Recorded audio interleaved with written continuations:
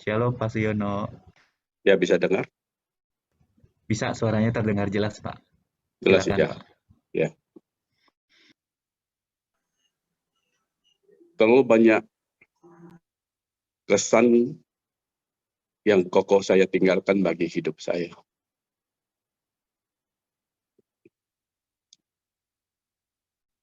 Saya berbicara ini menahan perasaan saya, karena saya pribadi merasa itu sangat-sangat kehilangan.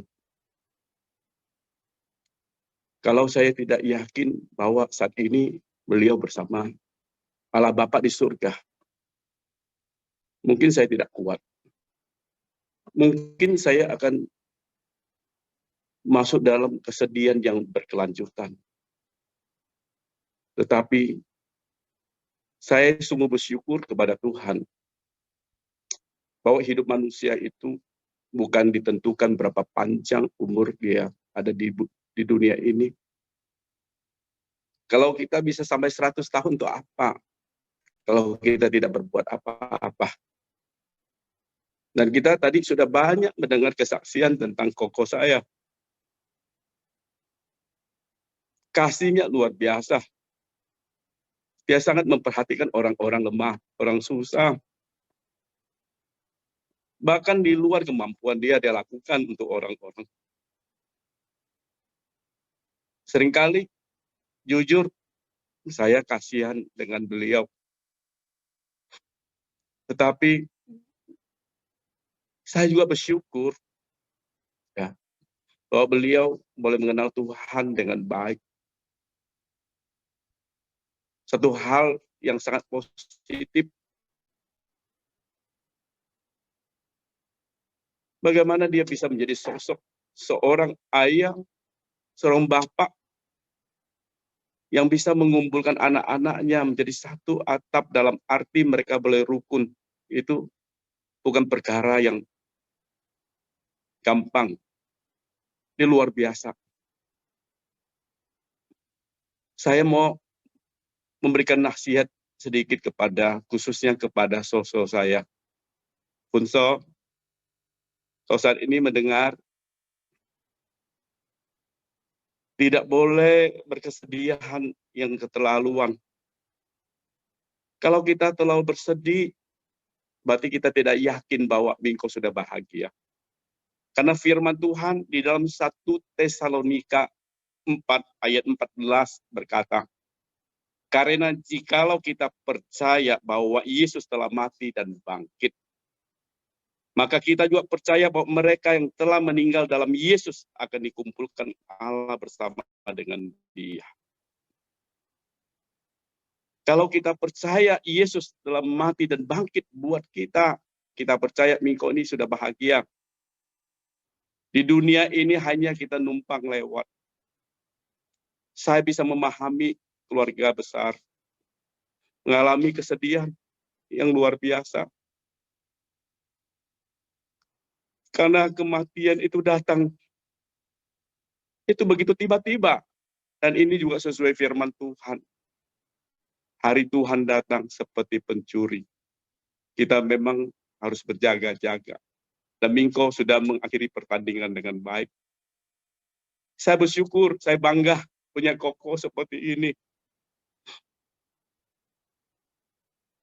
Beliau terlalu dekat dengan saya. Setiap kali angkat telepon, selalu ada senda gurau, candaan, yang tidak bisa saya lupakan.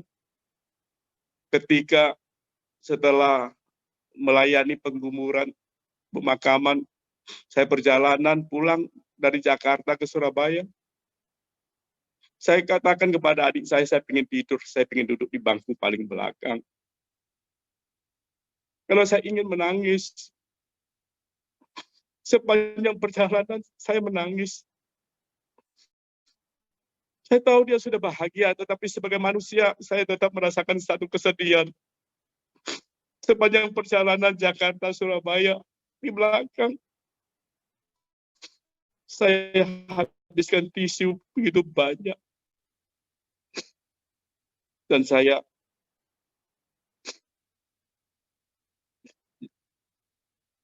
tulis sedikit puisi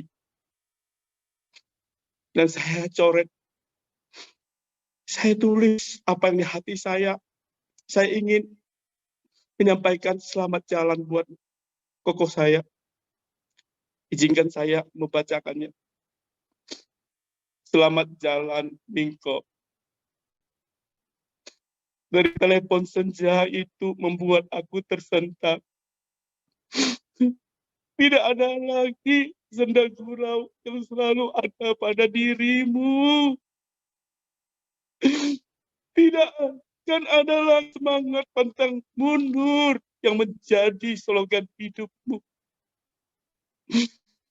Tidak akan ada lagi kritik dan saran darimu. Namun Mingko, sentuhan kasihmu akan selalu ada di hatiku. Semangat hidup akan tertanam dalam jiwaku. Banyak orang memujimu dan juga ada yang mencela dirimu. Banyak teladan yang baik kamu tinggalkan bagiku. Mingko, kami mengasihimu. Tetesan air mataku membuktikan aku sangat kehilangan dirimu. Selamat jalan, Mingko, tercinta. Sampai berjumpa di keabadian kelak. Saudaraku,